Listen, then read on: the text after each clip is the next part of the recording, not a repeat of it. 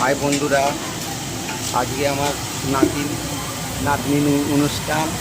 ওর বাড়ির লোকজন দেখতে আসবে।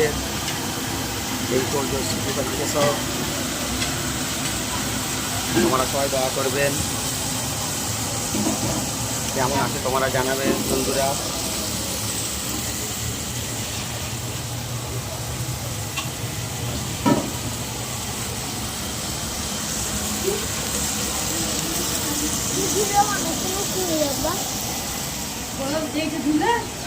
রান্নি রাঁধছে।